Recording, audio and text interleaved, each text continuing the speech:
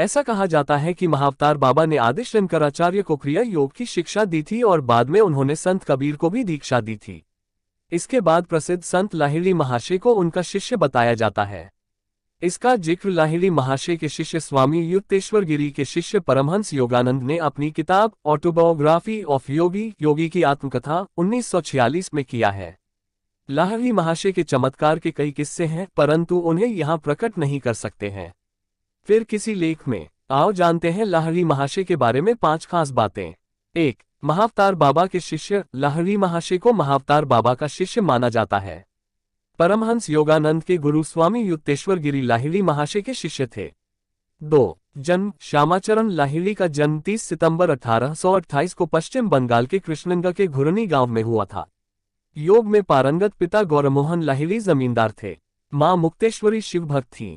3. शिक्षा और नौकरी। काशी में उनकी शिक्षा हुई। विवाह के बाद नौकरी की।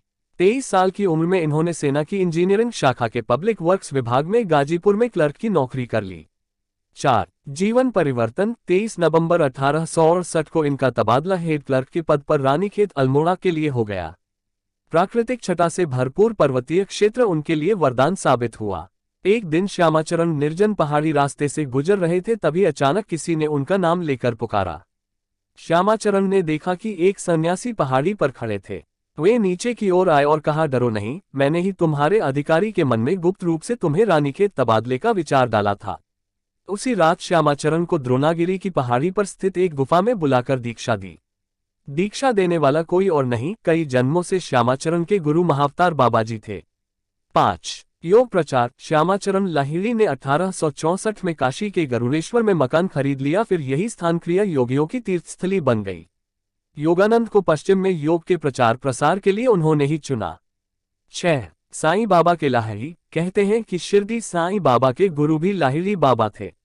लाहिड़ी बाबा से संबंधित पुस्तक पुराण पुरुष योगीराज श्यामाचरण लाहिड़ी में इसका उल्लेख मिलता है। इस पुस्तक को लाहिड़ी जी के सुपौत्र सत्यचरण लाहिड़ी ने अपने दादाजी की हस्तलिखित डायरियों के आधार पर डॉक्टर अशोक कुमार चट्टोपाध्याय से बांग्ला भाषा में लिखवाया था। बांग्ला से मूल अनुवाद छविनाथ मिश्र ने किया था। साईं ने अपनी गुरु की निशानियों को भी संभाल कर रखा था। बाबा के गुरु की खड़ाओं, उनकी चिलम और माला को बाबा के समाधि लेने के बाद आज भी संभाल कर रखा गया है। उनके पास एक ईंट भी थी जिसका संबंध उनके गुरु से ही था। उनके गुरु सेलू के वेंकुशा बाबा थे। ऐसा भी कहा जाता है कि लाहिड़ी महाशय से भी उन्होंने शक्तियां प्राप्त की थीं।